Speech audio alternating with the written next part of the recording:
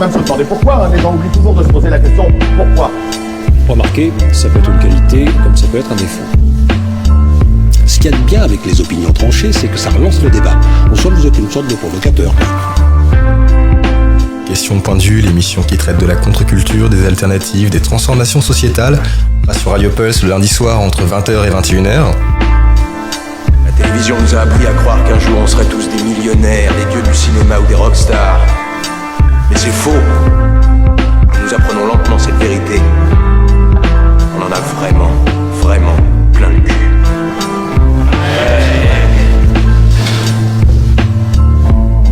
Et bienvenue à tous dans l'émission Question de point de vue, l'émission qui traite de la contre-culture, des alternatives, des transformations sociétales et de toutes ces petites choses qui entourent notre quotidien et que l'on ne voit pas forcément.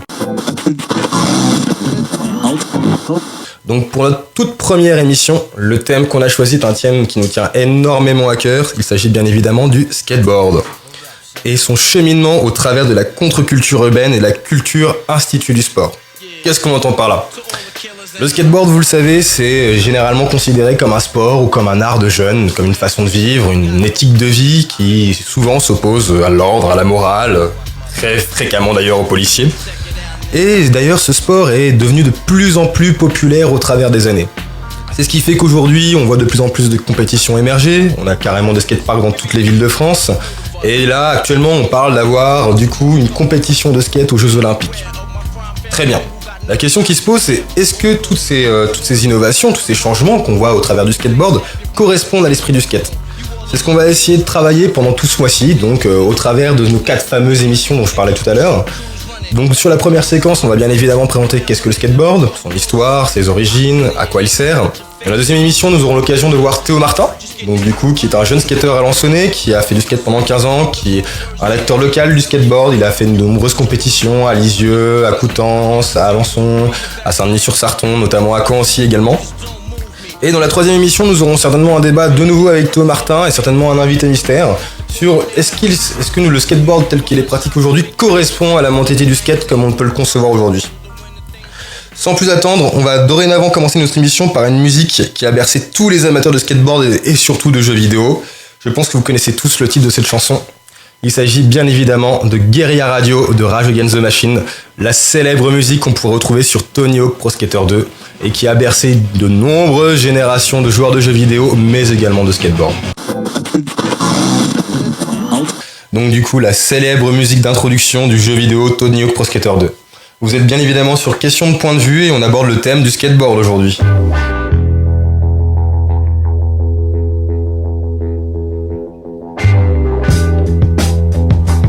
Qu'est-ce que le skate ? Pourquoi le skate et comment a émergé le skate ? Dans les années 80-90, on a eu un véritable tournant des pratiques urbaines de façon générale. La culture urbaine prend de l'ampleur, elle envahit les rues. On parle bien évidemment du rap, du hip-hop, des sports urbains, de la danse de rue et j'en passe. Et toutes ces petites activités vont animer la ville et se développer à une vitesse qui font de 30 ans plus tard des activités auxquelles on ne peut plus échapper. Nous avons des auteurs, des sociologues d'ailleurs qui s'intéressent à cette question-là, comme Michel Vieille-Marchis-Gilles qui dit « Elles peuvent conquérir les espaces urbains, rues, places, esplanades. Les joggeurs, les rollers ou les skateurs s'emparent sporadiquement de ces lieux. » Ces nouvelles pratiques, dites des pratiques libres, permettent à de nouveaux sports de s'établir dans l'espace urbain et d'investir d'une manière différente l'espace. Ils vont à l'encontre d'un modèle sportif pur, défini comme un système, et je cite Jean-Marie Braun, un système institutionnalisé de pratiques compétitives à dominante physique, délimitées, codifiées, réglées conventionnellement, dont l'objectif avoué est sur la base d'une comparaison de performances, d'exploits, de démonstrations, de pratiques physiques, de désigner le meilleur concurrent, le champion, ou d'enregistrer la meilleure performance record. En gros, pour le dire de façon beaucoup plus simple, ces activités sont des activités artistiques où le but c'est de démontrer aux autres la maîtrise que l'on peut avoir de la pratique urbaine qu'on a.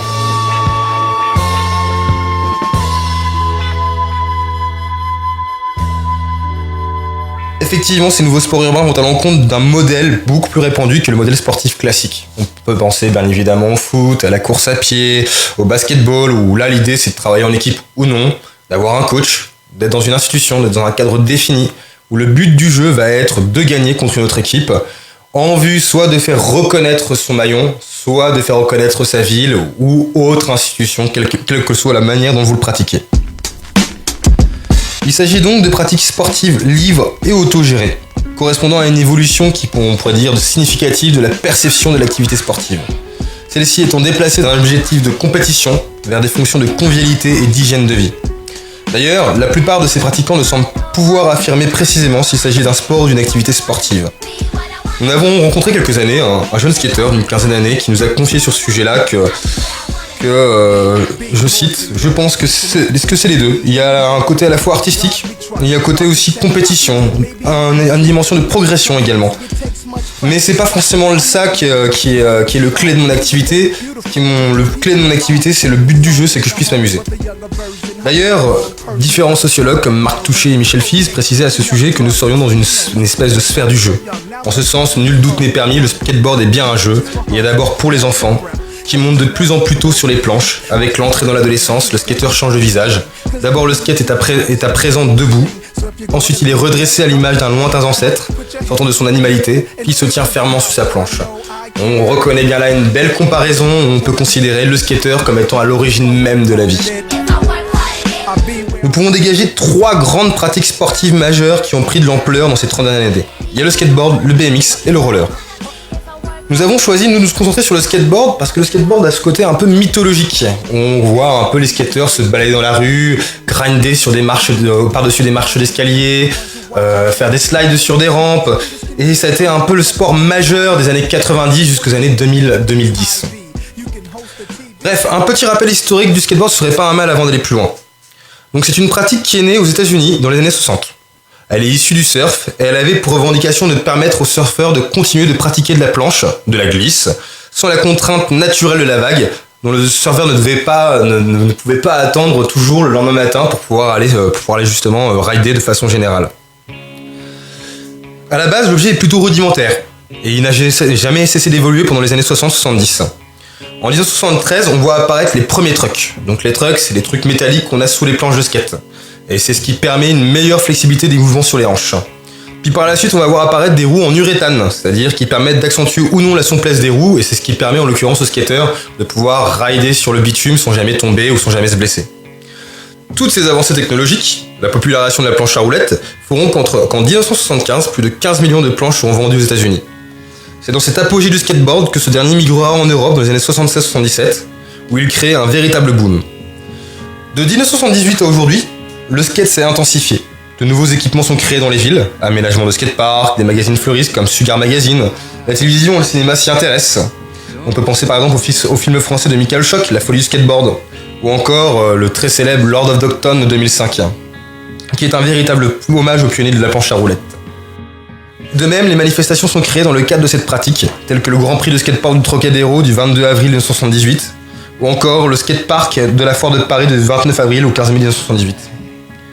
C'est donc dans cette émergence-là, dans ce grand boom, que le skateboard va évoluer, grandir, s'épanouir, jusque dans les années 90 où il va devenir littéralement l'effet de mode de cette génération. Des lois anti-skate vont naître, les villes vont commencer à aménager des espaces prévus et pensés pour le skateboard avec des normes bien évidemment, et c'est à partir de ce moment-là que le skateboard va faire sa grande apogée.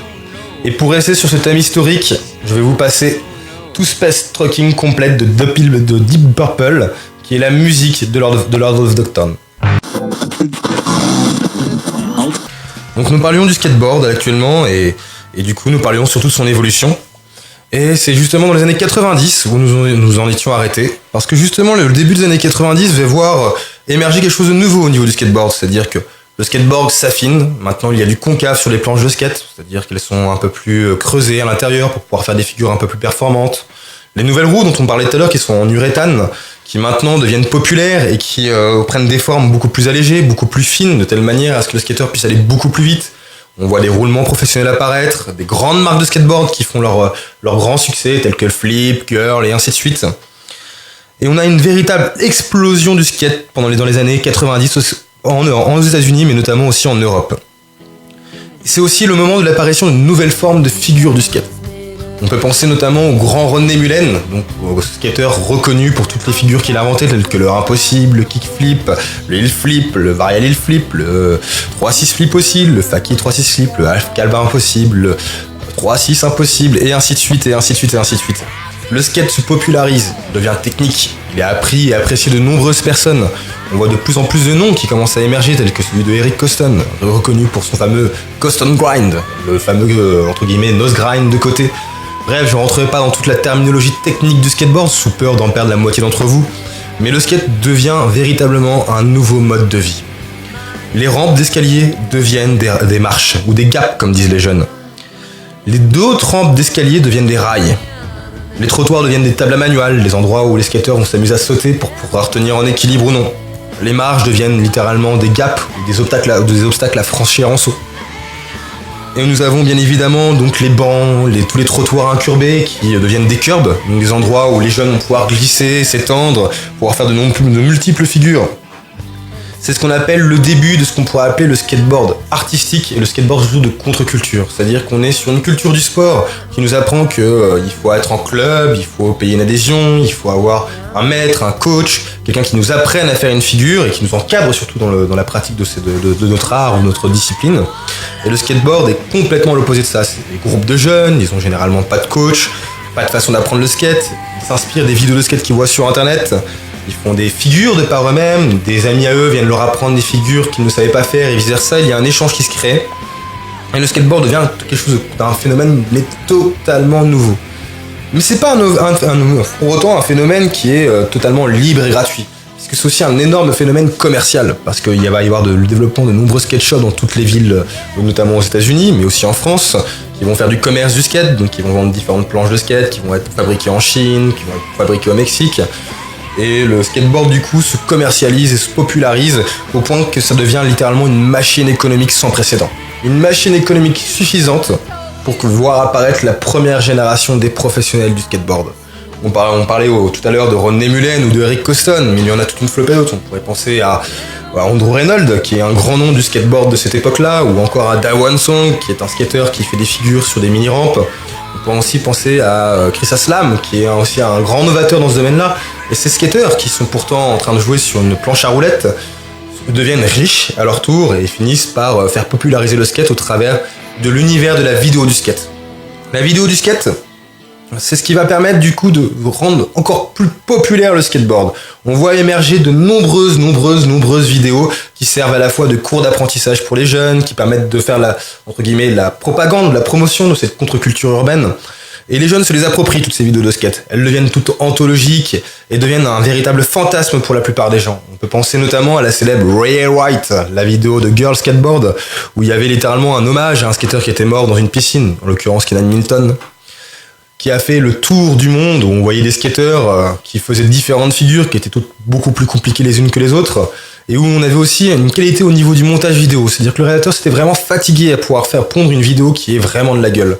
On peut penser notamment à ce moment du coup de la vidéo Ray White, où les skateurs skatent littéralement sur des planches qui sont invisibles, grâce aux effets 3D et grâce au montage vidéo sur fond vert, et où on voit justement ces jeunes rider dans toutes les rues, comme s'ils, entre guillemets, ils nageaient sur un tapis volant. Ça, c'est le skateboard des années 90-2000, le skateboard qu'on pourrait considérer comme hip-hop, le skateboard de la contre-culture, le skateboard où on enfreint les lois, et où d'ailleurs on enfreint les lois dans les vidéos, puisque dans plusieurs vidéos de skate, nous voyons justement ces pro-skateurs se faire arrêter par la police, défier l'autorité, se retrouver dans une situation qui fait que ils revendiquent leur appartenance à une culture qui est complètement différente. Et bien évidemment, comme nous le disions juste avant, la grande figure de cette grande époque du skateboard, c'est bien évidemment les vidéos de skate. Et on peut notamment penser à la marque 411 qui nous a fait vivre de nombreuses figures de skate et qui a popularisé le montage vidéo des vidéos de skate. On va reprendre du coup notre petit exposé sur le skateboard à partir de l'esprit trasher comme nous le disions juste à présent. Je cite, c'est un jeune qui m'avait dit ça il y a à peu près une dizaine d'années. Il y a des fois, c'est vrai, que ça peut faire du bruit, un peu de dégradation. Certes, je suis d'accord, mais il y a des fois, c'est pas du tout justifié. Ils viennent là parce qu'ils ont le cliché des skateurs, des racailles, des délinquants. Ça va faire le bordel, ils réfléchissent que par cliché. C'est ce que beaucoup de skateurs pensaient il y a à peu près 10 ans, donc dans les années 2000-2010, où le skateboard était donc du coup vu comme une forme de délinquance auprès des forces de l'ordre, auprès de la plupart des publics, auprès des plupart des mairies d'ailleurs, qui ne savaient pas du tout comment s'y prendre par rapport à ça. C'est-à-dire qu'ils créaient des skateparks dans les villes, Et les jeunes avaient beau aller dans les skateparks là, ça ne les empêchait pas de s'enfuir des skateparks pour aller rider les rues, pour pouvoir faire des figures par-dessus les gars, pour pouvoir aller grinder des rails aussi également. Et c'est ce qui a créé un espèce de conflit au niveau de l'espace urbain, où les skateurs n'y trouvaient pas leur place, c'est-à-dire qu'ils se faisaient souvent donc du coup agresser par donc du coup des jeunes lascars qui pensaient justement que ces skateurs étaient des bourgeois de par le fait que les planches de skate coûtaient en moyenne entre 90 et 150 euros.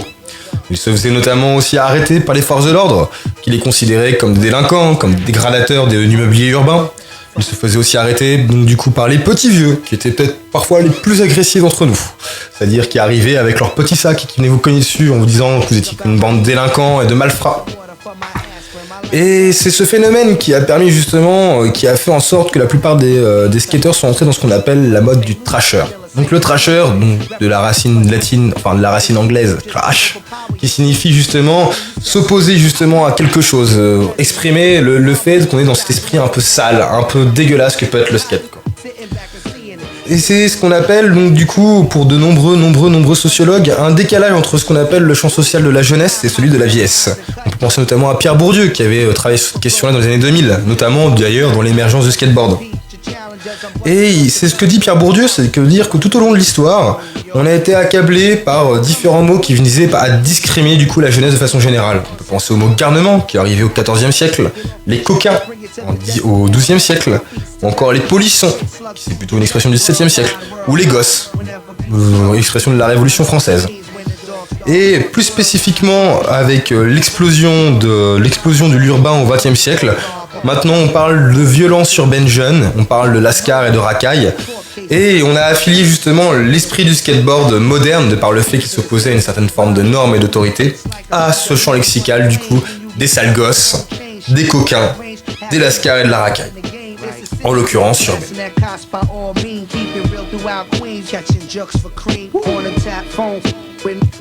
De plus, ce n'est pas qu'une simple image qui vient s'étiqueter à ces jeunes skateurs. On les assimile aussi à des jeunes désorganisés, laissés pour compte, en marge, qui refuseraient toute forme de règles et par conséquent leur pratique serait totalement désinstitutionnalisée. Est-ce vrai ?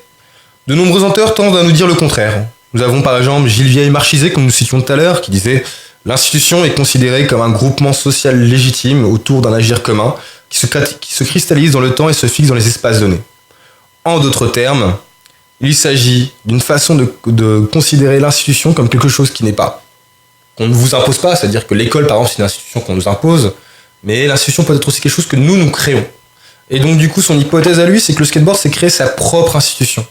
Et effectivement ces jeunes ont leur propre code, ils ont leur manière de se dire bonjour, donc le fameux check américain, ils ont aussi leur code vestimentaire avec leur suite à capuche, leur baggy, leur manière aussi de pratiquer le skateboard, donc de s'entraider, de faire des courses en commun, d'aller dans un skatepark, surtout se retrouver sans passer par le biais du téléphone portable, pour ensuite aller rider les rues, trouver de nouveaux spots, de trouver des endroits où chiller ou se caler. Et c'est ainsi que la pratique du skate dépend de ce qu'on pourrait considérer comme un agir commun.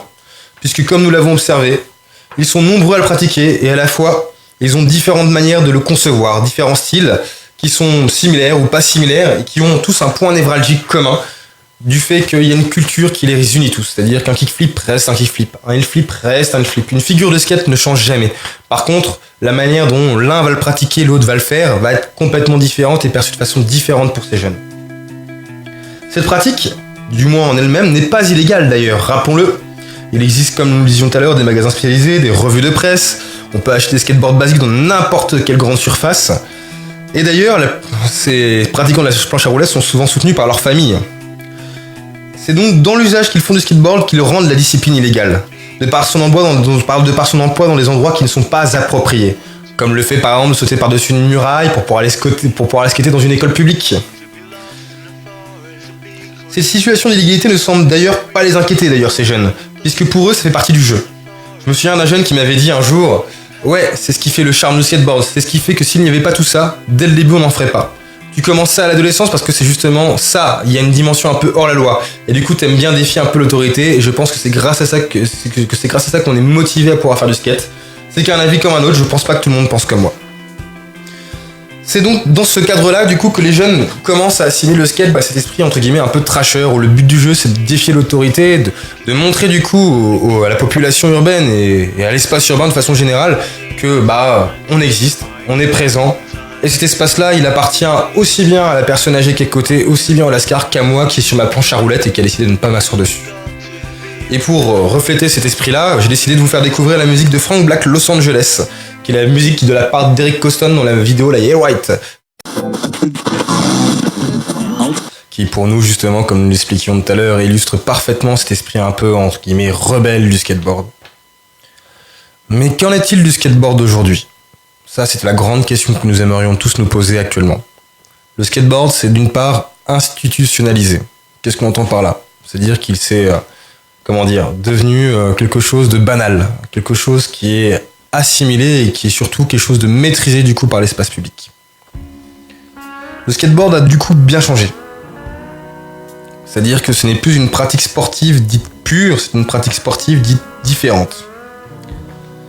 Comment le skateboard a-t-il pu devenir un objet institué ?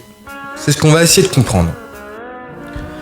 Selon le sociologue donc Gilles Marchizet-Vieille, le skateboard, par son institutionnalisation différente, ne ressemble en rien aux pratiques sportives dites pures. Et c'est cette institutionnalisation différente qui va être à l'origine de sa socialisation spécifique. C'est-à-dire qu'il y a des codes, un langage qui lui est propre au skateboard, et lorsque on réussit enfin à faire une figure, on a le droit du coup à des codes sociaux qui vont se créer, du style yeah, yes, des acclamations de joie qui s'en suivent. De plus, on ne peut pas faire n'importe quoi avec le skateboard. Il y a des ordres de passage, des codes sociaux, qui établissent une déambulation qui permet justement de maîtriser l'espace dans lequel les jeunes vont au skatepark, dans la rue et ainsi de suite. Donc c'est tous ces éléments qui vont faire que le skateboard, de par le fait qu'il y a des normes qui lui sont spécifiques, des codes qui lui sont maîtrisés, et ces codes-là, eux, ne s'opposent pas du coup à l'autorité, à la loi, à la norme, c'est ce qui va faire que par la suite, de nombreux skateurs vont vouloir justement institutionnaliser la pratique.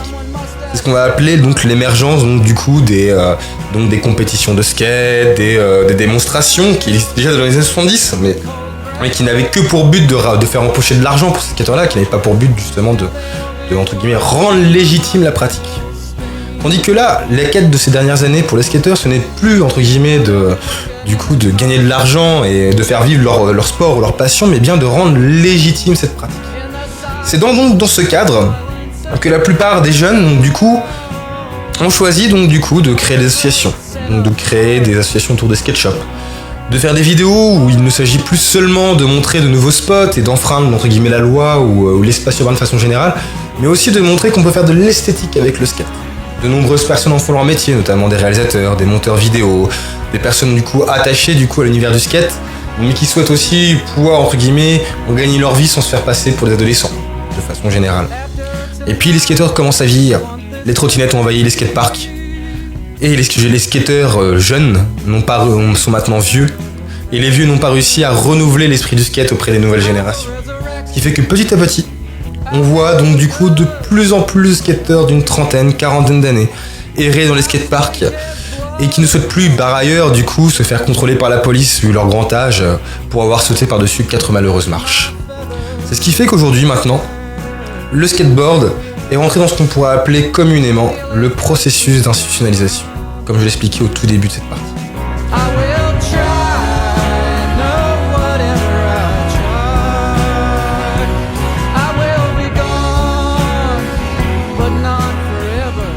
Le processus d'institutionnalisation, ça suppose quelque chose. Ça suppose un gage, un contrat social avec l'espace public, qui est géré généralement par les mairies, les régions, les départements. Et c'est ce qui suppose que le skateboard a dû du coup perdre de son esprit trasher. C'est-à-dire que de plus en plus, on voit apparaître des profs de skateboard. De plus en plus, on voit apparaître des skateurs qui ont des coudières, des protections, qui ont des normes d'hygiène, des normes physiques, qui se respectent par rapport à ça. Et petit à petit, on voit émerger ce qu'on appelle le skateboard, entre guillemets, d'institution. Donc tout ce qui va concerner donc les compétitions de skate, tout ce qui va concerner du coup la pratique, entre guillemets, formelle et cadrée du skateboard, au point que les X-Games sont devenus littéralement une pratique sportive à part entière, puisque du coup c'est considéré comme, entre guillemets, une compétition sportive populaire aux États-Unis. Et on voit aussi apparaître de plus en plus des skateurs qui vont du coup faire la morale aux plus jeunes en leur expliquant justement qu'ils se sont battus pendant des années pour faire instituer leur pratique. Ce n'est pas pour s'amuser à aller redégrader l'espace urbain. D'ailleurs, on peut remarquer que cette dimension entre guillemets officielle du skateboard qui est en pleine émergence se fait sentir du coup auprès de nombreuses nouvelles générations qui ne se retrouvent plus du coup dans les rues ou auprès de spots légendaires comme Alençon, on pourrait parler des 4 marches de Courteil par exemple, mais qui maintenant se retrouvent au skatepark ou qui se retrouvent exclusivement dans des camps de vacances, dans des zones entre guillemets appropriées et disposées pour le skateboard. C'est ce qu'on appelle aujourd'hui le skateboard de skatepark. Ça peut paraître ironique de dire ça, bien évidemment, un skatepark est prévu pour le skateboard. Mais le skatepark avait pour définition au début que de permettre juste la réunion des skateurs et non d'être un lieu spécifique pour skater exclusivement. D'ailleurs, la démocratisation du skate est tellement en marche, sans vilain jeu de mots, qu'aujourd'hui même, on se rend compte que les forces de l'ordre commencent à se réapproprier le skate également. Et d'ailleurs, c'est ce qui fait qu'on va voir émerger dans très peu de temps, du coup, le skateboard comme une discipline olympique. Et ça va être justement l'un des enjeux de notre thème du mois, donc le skateboard, entre contre-culture et culture instituée. Et c'est ça va faire partie des questions que nous allons poser du coup à Théo Martin, qui sera notre invité de la semaine prochaine, qui du coup est le fameux jeune skateur qui pratiquait depuis 12 ou 15 ans le skate, et qui fait partie plutôt de cette génération un peu street, et voir un peu quel est son point de vue sur la question. Est-ce que c'est une bonne chose ou une mauvaise chose pour le skateboard ? Et dans la 3e émission, nous aurons la chance du coup de faire un débat sur cette question-là au travers de personnes qui soit apprécient le fait que le skateboard est en train de se démocratiser, soit au contraire revendiquent cette culture entre guillemets trasher, déviante qu'est le skateboard, comme une manière d'apprendre dans l'espace urbain de façon générale. Pour conclure, la pratique du skateboard est une discipline employée par des jeunes, et plus précisément par ce qu'on pourrait appeler des adolescents, c'est-à-dire l'espèce de mix entre adolescents et adultes. Il s'est étendu et propagé dans l'univers social depuis sa création. Nous avons analysé que le skateboard fonctionnait par des micro-rituels. C'est ce qui permet justement aux skateurs de pouvoir se respecter, de pouvoir vivre les uns avec les autres. Et c'est ce qui est au cœur même de son originalité, et c'est ce qui fait d'ailleurs la source de sa solidarité au niveau des pratiques. Le skateboard est un défi symbolique, où le skateur doit, en l'occurrence, tout le temps se faire reconnaître par ses pairs, et donc du coup constamment défier ses limites. Il s'ancre dans le cadre de ce que Gilles Marchizet disait, une institutionnalisation différente des activités sportives communes, de par le fait que ces jeunes, du coup, sont tout le temps en train d'essayer de défier l'autorité, de prouver aux autres qu'ils sont différents. C'est dans l'espace urbain ainsi que dans le souci de la reconnaissance, qui s'étend auprès de tous les acteurs des espaces publics, puisque du coup il y a une défiance des forces de l'ordre, des lascars, comme ils le disent eux-mêmes, des personnes âgées et surtout des institutions publiques comme les mairies et les collectivités. Qui fait donc du coup la particularité du skateboard, c'est donc du coup l'esprit de la distinction, le fait de se distinguer des pratiques sportives existantes, de l'espace urbain de façon générale, et le fait justement de pouvoir se distinguer de ce qu'on appelait à l'époque la culture vieillissante des adultes. Mais cet esprit borderline qui apprenne la culture du skateboard, que ce soit dans nos entretiens, dans les observations qu'on a pu faire, dans les lectures qu'on a pu effectuer, est maintenant en train de se faire du coup balayer par un processus d'institution de légitimation du skateboard. C'est-à-dire que le skateboard est en train de se démocratiser et en train de devenir quelque chose qui appartient maintenant à l'espace urbain reconnu et qui du coup maintenant est contrôlé du coup par les collectivités et par les forces de l'ordre et par l'esprit public. C'est donc un esprit différent qui semble émerger du coup du skateboard. Et on peut se poser cette question-là, est-ce que le skateboard qui est en train d'émerger correspond toujours à l'esprit du skateboard tel qu'il était institué par les seigneurs de Lord of Dogtown qui firent les légendes entre guillemets de ces jeunes qui outrepassaient constamment les normes et qui encore aujourd'hui parcourent nos rêves et nous donnent envie de sortir dehors avec une planche à roulettes. Sur ces belles paroles, je vais vous laisser du coup sur 3 musiques qui ont reflété l'esprit du skateboard des années 90 aux années 2000, notamment Forever Young de Lord of Dogtown, Nas Get Done qui a été la grande part de Paul Rodriguez qui l'a fait connaître d'ailleurs auprès du skateboard, et The Velvet Heroine qu'on a retrouvé dans de nombreuses vidéos de skate. Sans plus attendre, je vous souhaite à tous un très bon début de semaine et je vous dis à la semaine prochaine.